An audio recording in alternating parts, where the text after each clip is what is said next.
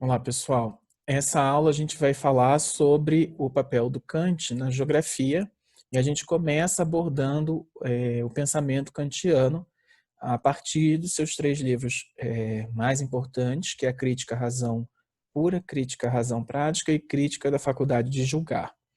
Na Crítica à Razão Pura, ele vai questionar a relação entre metafísica e ciência, e no final ele conclui dizendo que a metafísica não é ciência. Tá? Por quê? Ele vai dizer que enquanto a ciência tem uma objetividade, né, como a matemática, por exemplo, ela é objetiva, a metafísica ela vai variar de acordo com as escolas de pensamento filosófico. Então, como garantir uma objetividade nesse pensamento? Ele vai tratar da relação entre filosofia e ciência, falar que a ciência ela é formada por proposições. Então, essas proposições elas podem ser proposições analíticas, né? Quando o predicado ele está contido no sujeito. Então, se eu falar, deixa eu pensar, a bola é redonda, né? Ninguém vai imaginar uma bola quadrada. Então, nesse caso, isso é uma proposição analítica, porque o predicado desse sujeito ele está diretamente vinculado, né? Não depende da minha experiência, fundamentalmente, ter a imagem de que a bola é redonda. Tá? Um outro tipo de proposição é a proposição sintética.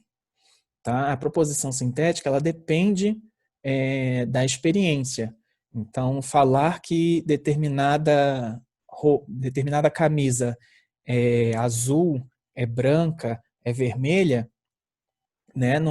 Não é uma coisa que está imbricada à característica desse sujeito camisa. Né? Camisa tem de várias cores. Então, se eu digo que a camisa é azul, isso depende da minha experiência. E o que o Kant ele vai fazer é estabelecer, justamente criar proposições, como ele chama, sintéticas a priori, que é justamente conciliar, né, essas duas formas de proposição.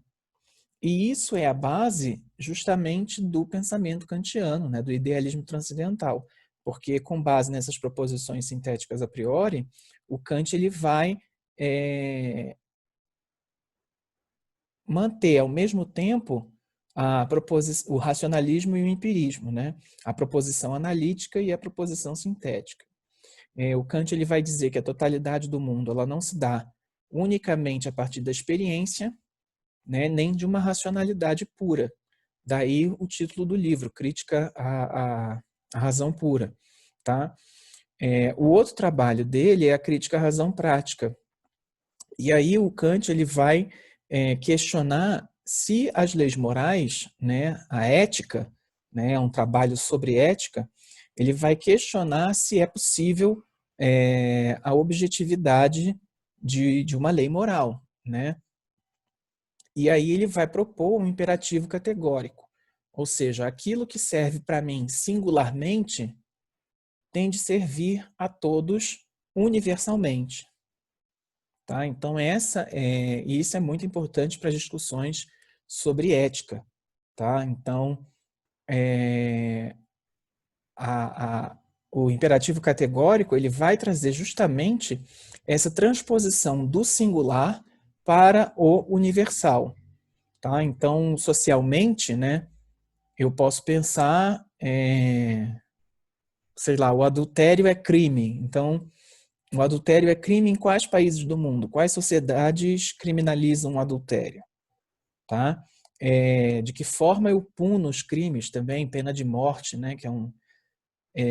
E aí, como eu saio dessa singularidade em torno de um ideal que seja universal, que seja comum a todos os seres humanos, independentemente de suas singularidades, né? E aí eu falo individualmente, de suas particularidades em relação a sociedades, grupos sociais específicos. Então, a lei moral, a base dela é justamente o que serve para mim, né? O que é ético para mim deve ser ético a todos os outros seres humanos.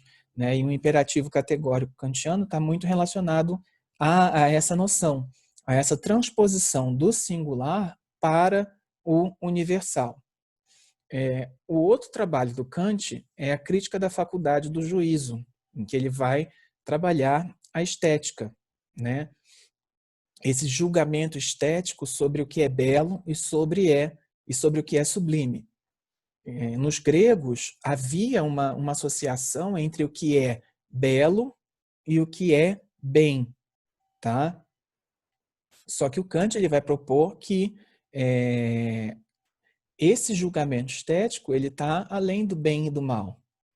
Então, e é um prazer desinteressado, né? Hoje, né, se tem críticas ao ao pensamento kantiano, né, a esses trabalhos. A modernidade ela vai impor esses questionamentos sobre a obra do Kant, mas inicialmente o Kant propõe essa perspectiva para além do bem e do mal. Não é um julgamento que a gente pode implicar uma unicidade. Mas, quando eu julgo esteticamente algo, eu parto do princípio, né, de que o outro comunga desse julgamento estético que eu tenho. Tá? Como universalizar o belo? Né? Como o gosto ele vai ser universalizado? Tá? Isso não é lá muito possível. Mas a ideia é que quando eu tenho um julgamento estético, eu parto do princípio que o outro pensa exatamente como a mim. Tá? E esse julgamento estético, ele não implica um valor moral para o Kant. Né? No século XX, isso vai ser um questionamento muito grave, né? Muito grande, por conta justamente da relação entre ética e estética na política. Os filmes da Leni Riefenstahl, que são propagandas nazistas. O filme ela é reconhecida como uma grande cineasta, né? Mas como eu situo, por exemplo, os filmes dela, que são propagandas nazistas? Então, será que essa separação entre ética e estética ela é válida para a gente compreender o século XX? Isso é um questionamento que a gente deve fazer, tá? Porque há toda uma relação técnica com a estética que implica questões morais, né? Questões éticas. Então, o exemplo da Leni Riefenstahl geralmente é trabalhado como um ícone, né, dessa relação entre ética e estética. Né? Para o Kant, o julgamento estético não implica um valor moral. Tá?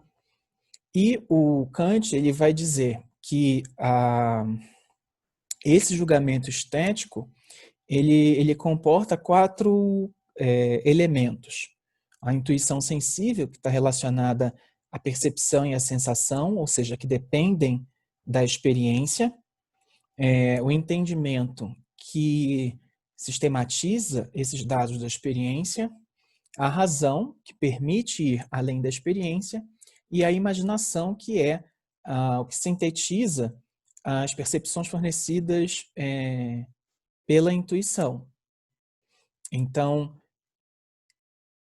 esses 4 elementos eles vão ser a base dessa faculdade do juízo. E as implicações éticas e a relação delas com a estética está presente ainda hoje. Tá? Embora essa é uma crítica que vai ser feita ao trabalho do Kant e que está presente ainda hoje. Quais são as relações entre ética e estética? Né? Os gregos associavam o belo ao bem. Será que ainda hoje a gente reproduz esse tipo de pensamento? Né? A gente olha para uma pessoa, se ela é bonita, a gente julga ela, ai que pessoa boa, porque ela é bonita. Né? Isso pode ser que esteja presente na realidade de muitas pessoas. Tá? Então, essas 3 críticas do Kant, elas vão ser importantes porque elas vão trazer contribuições, mudanças em relação ao pensamento vigente e, né, com base no idealismo transcendental kantiano, vai haver uma vinculação entre a razão e a experiência. Ou seja, o Kant ele vai questionar essa razão pura, né, o conhecimento só como um produto da racionalidade humana, vai dizer que há necessidade dessa experiência e que essa experiência ela está vinculada a critérios éticos e estéticos, né, que estão para além da singularidade do sujeito, né, e que ainda que o julgamento estético, a definição do que é belo comporte particularidades, né, eu, sujeito individual, não posso partir do princípio, né, de que aquilo que eu julgo como belo é o que os outros vão julgar como belo. Ou seja, o Kant ele está trazendo uma questão política que é muito importante sobre os valores estéticos, né? E que hoje a gente pode trabalhar isso, por exemplo, em relação a produções culturais, né? E isso virou, por exemplo, se vocês já viram a série Pose é sobre transexuais. E aí há um julgamento ético e um julgamento estético. Até muito recentemente, né, quem fazia papel de transexual eram pessoas cisgênero. Hoje são transexuais que interpretam transexuais, né? Mas será que o que acontecia antes vai ser uma realidade? Ou seja, pessoas transexuais vão interpretar cisgêneros? Antes era a regra, né? Quando você tem o papel desses transgêneros na sociedade sendo questionado, isso possibilita que eles, os transexuais, eles participem ativamente da sociedade como qualquer outro cidadão. Mas isso tem implicações estéticas e éticas, né? Não sempre foi assim. Nesse sentido, Pose é um marco realmente, né, por conta dessa mudança, tá? Então, quando eu escolho representar, por exemplo, inclusive, as pessoas transexuais, de que forma eu faço essa representação na imagem, no cinema, na TV? São pessoas sempre vilãs ou malvadas, ou estão sempre em algum tipo de inferioridade ou vulnerabilidade? Isso são questionamentos éticos e estéticos que estão presentes hoje. Tá? Alguma dúvida até aqui, gente? Continuando então, pessoal.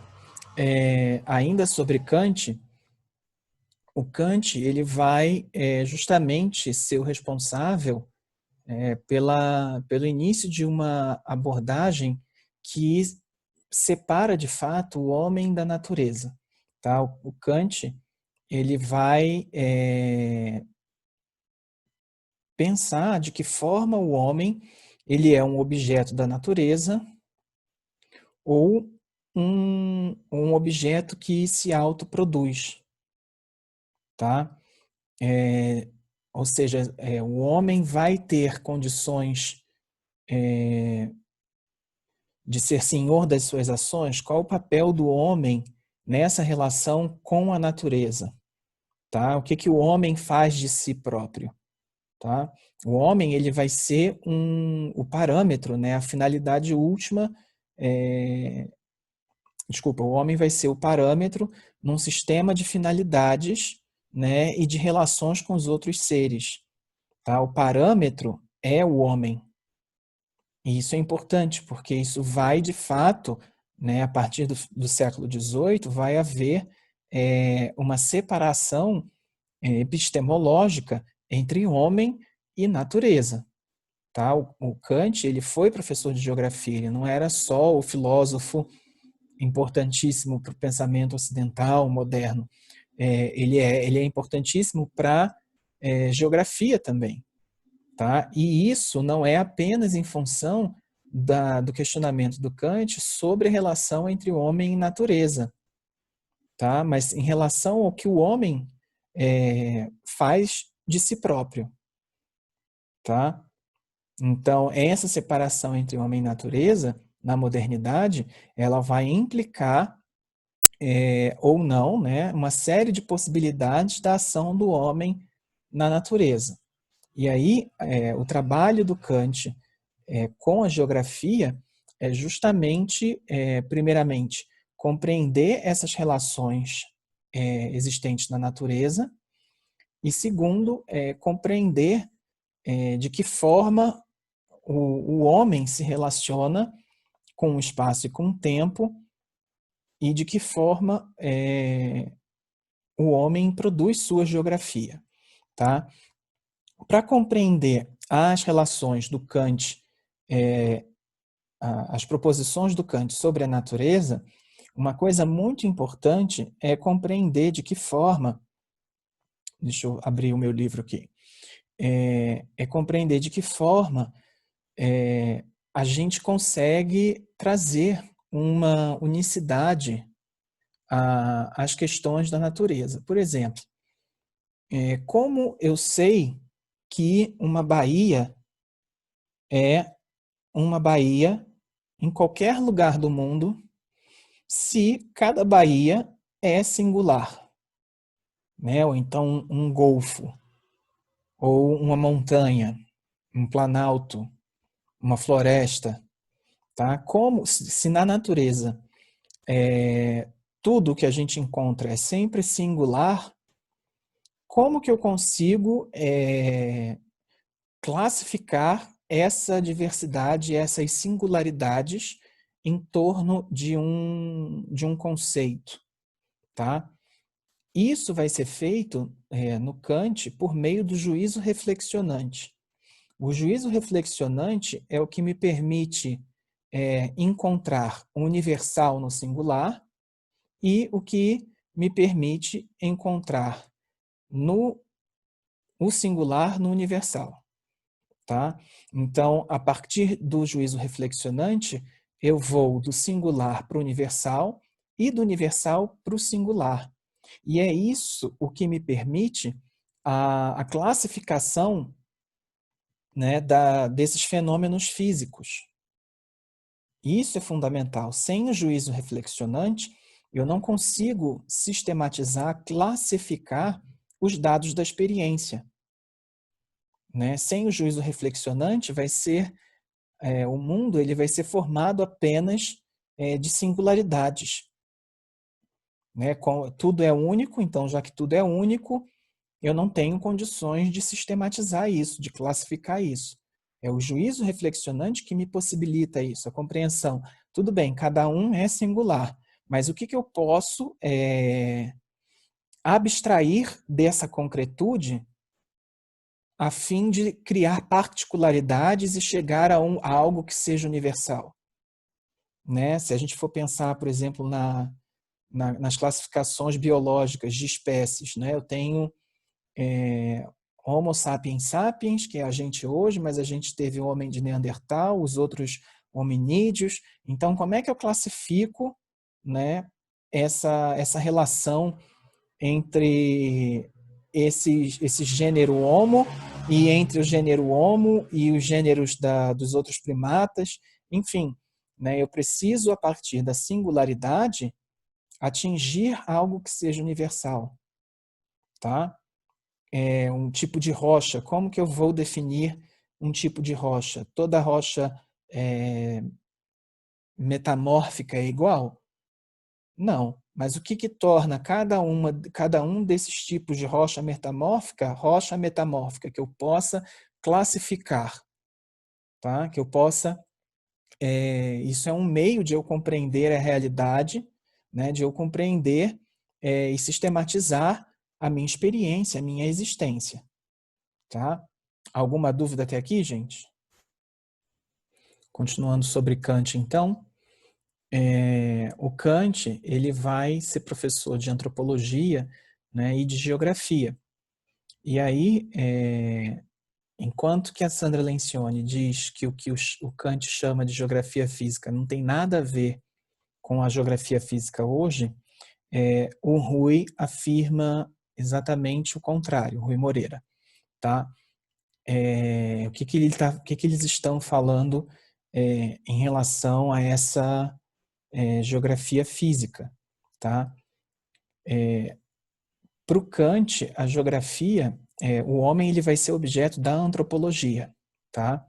Justamente por conta dessas possibilidades de ação ou falta delas, né? Dessas possibilidades de ação do homem em relação à natureza. Então,